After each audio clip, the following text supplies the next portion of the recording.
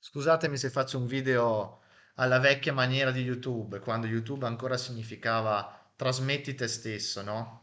Quindi senza montaggi, non ci saranno tagli, non ci saranno montaggi né intro né outro, non ci sarà niente. Ci sono io che accendo la telecamera e penso sostanzialmente appunto alla sostanza, a quello che devo dire, senza forma, senza infarinature, abbellimenti, gambe in mostra, eccetera, eccetera, come stanno facendo certi personaggi.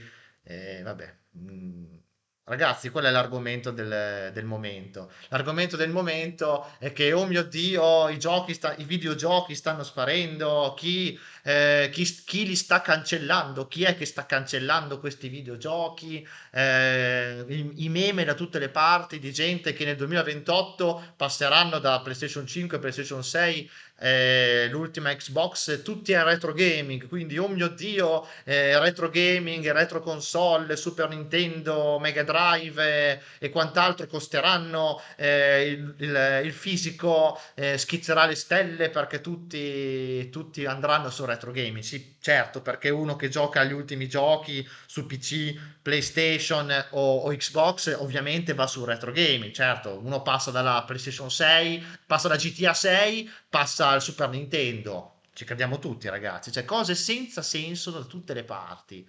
Poi video, come ho detto prima, che non hanno un senso, il cui titolo non ha un senso, con dichiarazioni e spiegazioni veramente generaliste, banali, dove non si sente altro che dire, ma niente è eterno, tutto si perde, floppy disk, quello quell'altro si perde, va bene. Video, tra l'altro con delle pause lunghissime dove dici, vabbè, almeno la forma sarà fatta bene, ci sarà un bel montaggio, ci sarà una bella presentazione. No, neanche quello. L'unica cosa che deve attirare l'attenzione sono delle gambe, ok?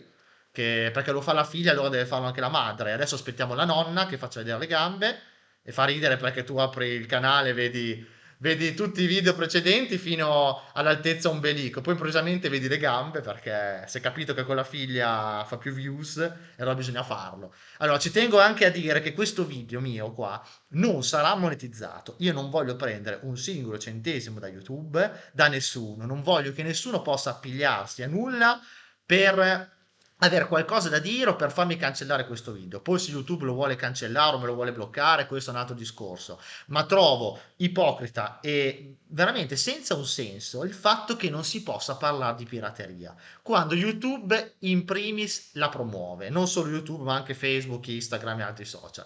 Allora, riguardo al discorso della conservazione, della preservazione dei videogiochi, che, oh mio Dio, tutti adesso hanno paura perché il fisico sarà introvabile, finirà, costerà l'ira di Dio, che attenzione, lì sono i bagarini che ci speculano perché voi, la community deve fare questo terrorismo, allora i bagarini giustamente triplicano i prezzi delle cose, ma sappiamo tutti che non c'è una logica dietro a questo, ma è semplicemente un cavalcare l'onda della paura, del terrorismo che si sta facendo, quando, ripeto, nessuno che gioca a roba moderna andrà sulla roba vecchia apposta.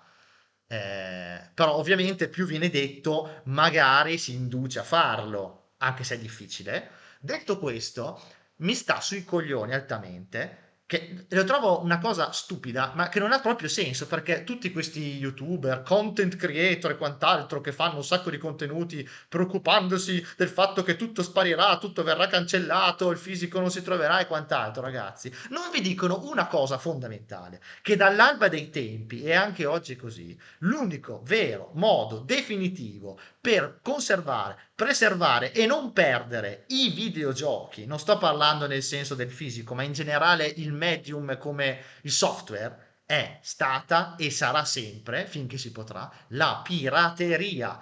Volete un esempio? I giochi arcade, ragazzi, il MAME, il MAME, è stato per anni l'unico modo. È nato anche non per la pirateria, per non pagare i giochi, eccetera, per promuovere l'illegalità, ma è nato prima di tutto per preservare e conservare la storia di quel software da sala giochi.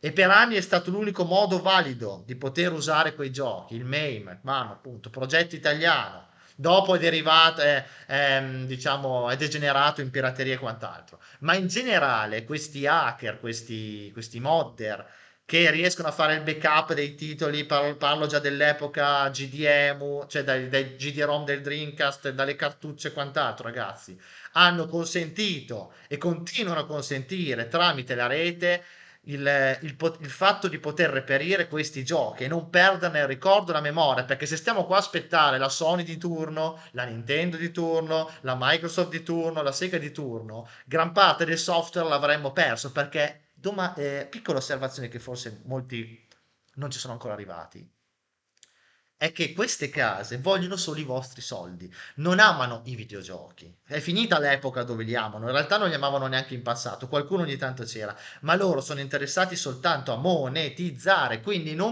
è inutile che vi incazzate con queste aziende perché non ci consentono di preservare le cose, i giochi. No, ragazzi, perché a loro non interessa, loro promuovono soltanto quello che gli consente di fare soldi, monetizzare, ok? Boh, basta. Quindi toglietevi dalla testa il fatto che loro lo fanno per la passione. No, questi siamo noi appassionati. E comunque, secondo voi in futuro, vi faccio degli esempi, ragazzi. Tre macchine, la PSP Go, la PlayStation TV, PS Vita TV e la Zibo, ma ce ne sono tante altre. Ma anche i DLC, i contenuti scaricabili per PSP, PS3. Ragazzi, sono contenuti, sono macchine o comunque contenuti che sarebbero oggi inaccessibili, inutilizzabili senza la pirateria. La PSP Go, che è stata tantissimo criticata all'epoca, perché rendeva tutto digitale, quindi rendeva inutile la vostra libreria fisica. Se voi oggi non la moddate, non ci fate la soft mod, è inutilizzabile. Potete usare soltanto i giochi che avete comprato all'epoca, ma se non li avete comprati o li avete persi, diventa un mattone. Lo Zibo, stessa roba. È molto difficile la modifica, però potete farla e potete giocarci, altrimenti potete usare soltanto i giochi che avete preso all'epoca, perché dipendono totalmente dall'online, sono only digital. Anche questa cosa, oh mio Dio, adesso si arriverà all'only digital, eccetera. Ragazzi, c'erano cose che all'epoca facevano figo. La Uia di, insomma, quel sistema Android, quella console lì che adesso tra l'altro ho recuperato, all'epoca sembrava una cosa fighissima, hanno preso anche milioni in Kickstarter per poterla promuovere. Quindi il discorso del solo digitale, niente fisico, era una cosa che c'era già 10 anni fa e passa. Però all'epoca sembrava futuro, fighissimo, oggi invece sembra terrorismo, paura, ci tolgono tutto. Cioè anche questa cosa la trovo un po', mi fa un po' sorridere. Però sono tutte macchine, anche la Uia stessa, che se voi non ci fate modding, non le utilizzate. E mi viene da dire purtroppo, ma allo stesso tempo anche per fortuna, grazie alla pirateria, sono utilizzabili anche al giorno d'oggi e i titoli sono stati, i giochi che c'erano per quei sistemi, spesso mai più ripubblicati da nessun'altra parte, sono utilizzabili. Mi viene in mente anche altri sistemi come il Gizmondo, tante altre macchine sconosciute, molti giochi da PC, ragazzi, senza la pirateria non li avremmo più, perché le licenze sono scadute, sono stati completamente nel dimenticatoio, ok? Dopo se diventano abandonware non è neanche più illegale, ma quello è un altro discorso. Detto questo, detto questo, dall'altra parte, appunto parlando del discorso pirateria, trovo veramente, lo voglio dire, la prima e unica volta che lo dirò, perché dicono, magari qualcuno potrebbe dire, ma tu non puoi promuovere queste cose, non puoi parlarne. No, ragazzi, io ho le palle di dirlo perché tutti questi creator non ne parlano. Tutti preoccupati come faremo, bisogna trovare una soluzione, ma alla fine la soluzione c'è sempre stata. Dopo che sia illegale è un altro discorso. Che poi, ripeto, diventa illegale in maniera rilevante, perseguibile, eccetera, quando c'è di mezzo dei giri di soldi, ok?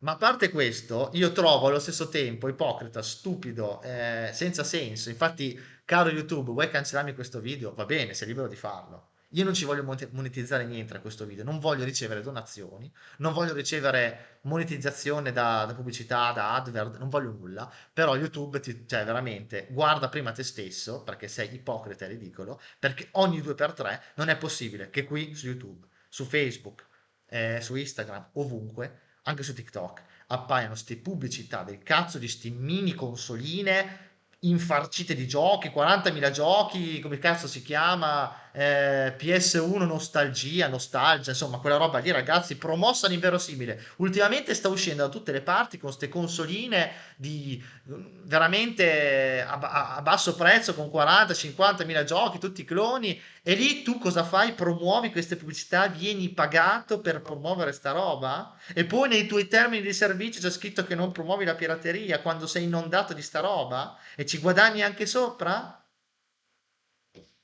Non voglio anche concludere definitivamente facendo vedere anche l'ipocrisia di molti content creator a riguardo, che o non ne parlano di sta roba, proprio non ne parlano quando fanno i loro video di preservazione e conservazione, non ne parlano proprio, come nel caso della signora che vi ho detto prima, ma non è l'unica, o di altri grandi content creator, dottori e nerd che per anni hanno fatto recensioni delle consoline di cinesi piene di giochi e poi improvvisamente, oh mio Dio, è arrivata la guardia di finanza, togliamo tutto, noi ci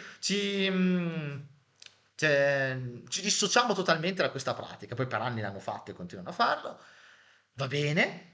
Tra l'altro qualcuno di loro montando anche dei casi controversi mediatici dove fa vedere, poverino, mi avete bloccato, mi avete fatto causa, devo pagare la multa perché ho fatto recensione di questa roba quando sappiamo che la verità è un'altra e vi invito a guardare il mio video a riguardo.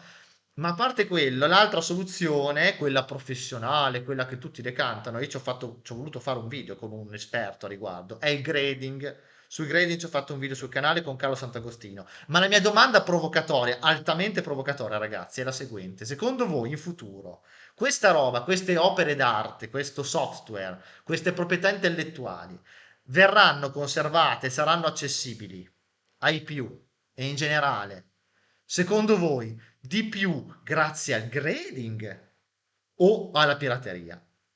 Ovviamente la mia è una domanda retorica, perché la risposta che si suppone è la pirateria. Perché lo sappiamo tutti che dall'alba dei tempi, qualsiasi sistema o macchina che vogliamo prendere, è possibile oggi giocarci, perché se la macchina viene totalmente abbandonata, i server chiusi e tutto il resto, ragazzi, è solo grazie alla pirateria e al modding che riusciamo a recuperare e utilizzare quella macchina. Vi ho fatto degli esempi, ve li ripeto ancora: PSP Go, PlayStation TV, la Zibo, la Uia, ma ce n'è tanti altri, ragazzi. Ce n'è veramente di vari DLC, PSP e quant'altro. Ma ci sono tanti altri esempi. E comunque in futuro, ve lo ripeto ancora una volta, secondo voi la Nintendo Switch di turno, quel che è, soprattutto quei giochini che meno magari uno sente in giro, quelli un po' più particolari, ecco, secondo voi potremmo utilizzarli perché c'è il grading, perché Nintendo continuerà a sostenere questi store, a tenerli attivi, questi server, o perché magari qualcuno si è fatta la modifica alla Switch e ce li ha, diciamo, scaricati dentro? Ragazzi, siete onesti, abbiate il coraggio di non essere ipocriti e guardare dentro di voi e dire la verità. Perché qui nessuno la dice, perché hanno tutti paura. Però trovo ridicolo aver paura di questi social, di questi termini di servizio, quando gli stessi social e piattaforme sono loro stesse che promuovono la pirateria e vengono pagate per promuoverla. Questa è la verità. Quindi, ragazzi, questo voleva essere un mio video senza tanta forma, senza montaggi, senza tagli, un po' un video autentico, senza filtri, dove una volta per tutte volevo dire queste cose perché non ne potevo più di vedere questi atteggiamenti, ma tanto sappiamo, voi continuerete, cioè ci sarà una community che continuerà a alimentare questo terrorismo, questo oh mio Dio, non avremo più niente, tutto costerà caro, tutto inaccessibile, quando in realtà è sempre stato tutto accessibile grazie alla pirateria. E io in questo video mi dissocio dalla pirateria di roba che è attualmente in commercio o che ancora si può comprare. Però c'è da dire che molte cose senza la pirateria non potremmo averle. Le varie patch, traduzioni, quant'altro. Per dire, no? Cioè, vi prendiamo un Everdrive per Nintendo 64, posso giocarci a Super Mario 64 in italiano, cosa che è impossibile in modo ufficiale. Quindi traduzioni, hack, i vari homebrew, ragazzi. Cioè, ma stiamo scherzando? Cioè, dopo ben venga, ma se queste aziende non vogliono impegnarsi, non vogliono ascoltare noi appassionati, le nostre esigenze, i nostri interessi, cioè, mica tutte sono come la Neo Geo AES Plus, come SNK, che adesso poi non è ancora arrivata sta macchina, vedremo come uscirà. Però se tutti ci ascoltassero noi, pubblico, una volta Sony era per i giocatori, no? Oggi non è per i giocatori, oggi fa solo i suoi interessi e basta. Però è nata come un'azienda che a differenza di Sega e Nintendo guardava molto il pubblico e le sue esigenze. Infatti con la prima PlayStation e anche con la seconda in parte ha sfondato di brutto. Ha proprio spaccato a metà la console war, ha fatto una rivoluzione, ma in poco tempo, già la PlayStation 3, tutto è cambiato, no? E oggi Sony è forse quella che ascolta di meno insieme anche le altre ragazzi, perché dopo tutte seguiranno a ruota. Ma a parte questo, io ve l'ho già detto poi cosa penso. Io le cose ce le ho fisiche, quelle che mi interessano, io ho tutti i miei sistemi, le cose. Non mi preoccupa minimamente il fatto che si andrà soltanto in digitale perché io non sarò mai un usufruitore dei giochi e sistemi nuovi recenti. Quindi non mi interessa. Ma io continuerò a rendere utilizzabili le macchine che sono diventate inutilizzabili, perché io quelle macchine le ho pagate, fanno parte della nostra storia, della nostra cultura e abbiamo il diritto di utilizzarle. Perché se c'è il diritto con pratiche come il grading, eccetera, di conservare la cultura, la preservazione e fare preservazione di questi giochi, noi dobbiamo anche averlo noi comuni mortali. Ok? Boh, questo è quanto. Anche perché è roba che poi non interessa. Cioè, ragazzi, la roba che era su Uia, per dire. Cioè, non è che io mi devo sentire un delinquente perché, oh mio Dio, ho fatto il modding alla Uia, ho fatto il modding alla Zibo, eccetera, eccetera. Cioè, o alla PSP Go. Che ripeto, cioè... Vabbè, ragazzi, io penso non ho altro da dire, però, cioè, vi prego, usate un po' di senso critico, un po' di cervello, perché è facile farsi vedere come puliti, perfetti, esperti, presentarsi bene, in maniera accattivante, e poi dietro c'è cosa c'è? C'è la cenere, non c'è niente. Cioè, si vede proprio che è gente che è esangue, è veramente esangue, non ha vita in questo settore, perché non vi dicono le cose fino in fondo. Vi dicono soltanto quello che si può dire e che volete sentirvi dire e si presentano come voi volete che li vediate. Io invece no, questo io non ci penso minimamente. Se non siete d'accordo, se vi sto sui coglioni, ragazzi, siete liberissimi di commentare perché YouTube, il web è sempre sotto questo, la libertà di dire quello che si pensa. Fate quello che volete, ci sono i commenti apposta. Mettete like se vi è piaciuto il video, mettete non mi piace se non vi è piaciuto. Se volete condividetelo. Volete mettere hype, mettete hype, a me fa tutte cose che fanno piacere, ma sia che voi facciate cose che mi fanno o non mi fanno piacere, a me non importa. Lo scopo di questa piattaforma, di questo mio canale, ma anche di YouTube per come era nato, era sempre quello di esprimere se stessi. Cercare ovviamente di farlo nel modo più intelligente e critico possibile. Poi ragazzi, lo sapete, io sono un content destroyer, quindi quando vedo le cose che non stanno in cielo e in terra, io devo parlare. Va bene? Ragazzi, alla prossima.